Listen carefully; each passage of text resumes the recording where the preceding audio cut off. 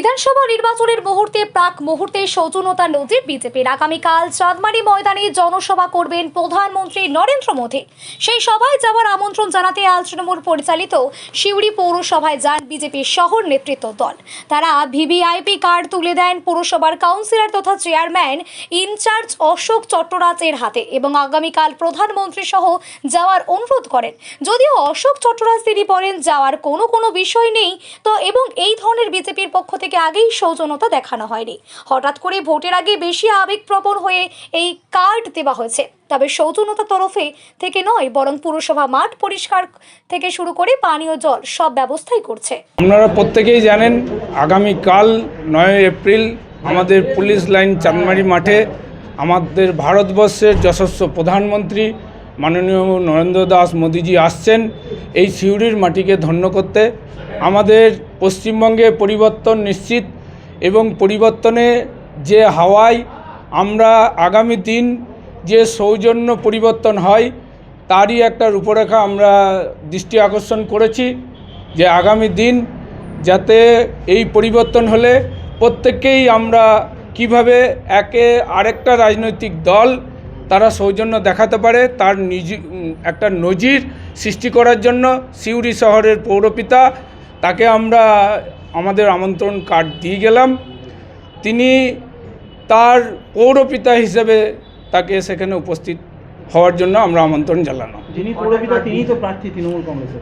অবশ্যই প্রার্থী হিসেবে দল হিসেবে আমাদের যেগুলো বিরোধিতা তা আমরা রাস্তায় করছি, কিন্তু চেয়ারের সম্মান আলাদা। এখানে তিনি যে তার কর্মকাণ্ড করেছেন সেটা সাধারণ মানুষ জানে, কিন্তু চেয়ার তো দোষী নয়, এক ব্যক্তি দোষী হলেও চেয়ার কোনো দিন দোষী নয়। সেই জন্য আমরা চাই আগামী দিন আমাদের পরিবর্তন আসছে, পরিবর্তন হলে রাজনৈতিক দলাদলি সেখানে যেন আমরা দেখাতে পারলাম যে এইভাবে সৌজন্য দেখানো হয়।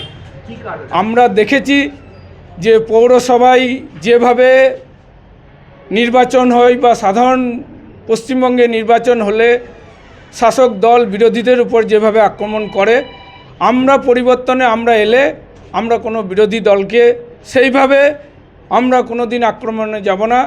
আমরা চাইব প্রতিটি দল তাদের গণতান্ত্রিক অধিকারকে প্রতিষ্ঠিত করার লক্ষ্যে এগিয়ে আসবে।